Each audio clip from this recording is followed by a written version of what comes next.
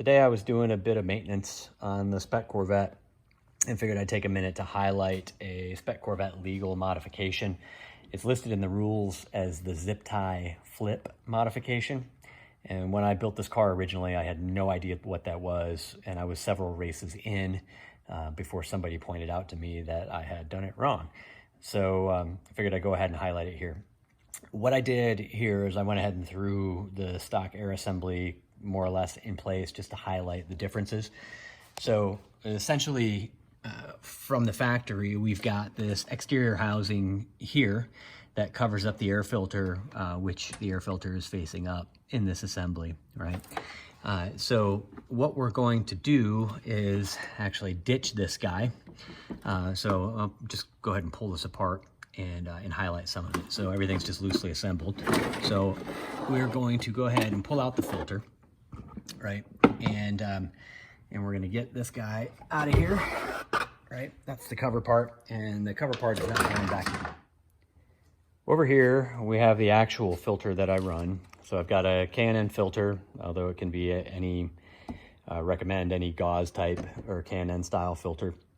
And I've got the same type of housing that holds the filter in place, except since we're going to be ditching that restrictive portion of the filter, there's nothing to actually press this thing in place. So that's what the zip tie portion of this zip tie mod comes in. So essentially what you're going to do is just get some zip ties, pull them really tight on top of this housing that presses the filter in place. And that's about it. That's the zip tie portion. The flip portion is that we took this and we rotated it 180 degrees, right? And the reason we did that is because down here, what I have is a hole now in the plenum. That hole didn't exist. So this is the shroud for the radiator.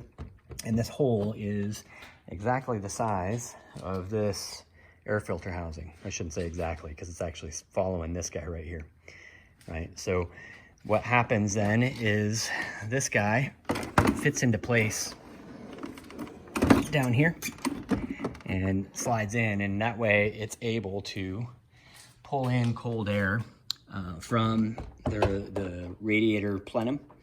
And so basically what you end up with is kind of like a poor man's cold air intake.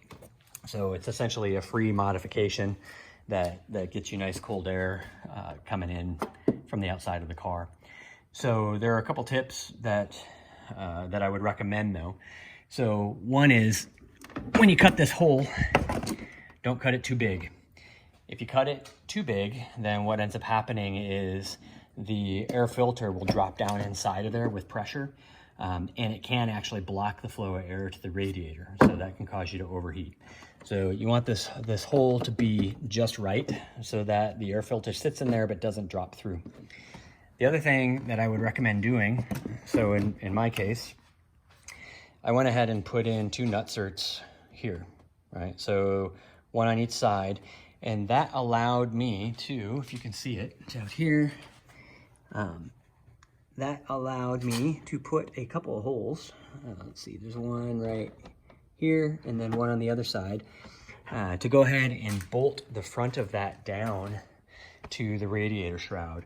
And so what that does is it's kind of like the opposite of having it drop in. That actually keeps it from flipping up. Because if you get a decent amount of air pressure in there at speed, what will happen is this air filter will pop out of that hole and you'll get a little bit of loss. So with this thing being screwed down to the radiator shroud, then you don't get any loss. If there's any benefit from pressure there at all, I don't know if there is or isn't. But if there is any benefit from air pressure there, then it holds this thing in place and you don't lose anything. So that's it. That's your very simple zip tie and flip mod right there. As Spec Corvette legal, and definitely recommend that you do it because at a bare minimum, you're going to get much cooler air coming in than you would if you were just drawing it out of the engine bay.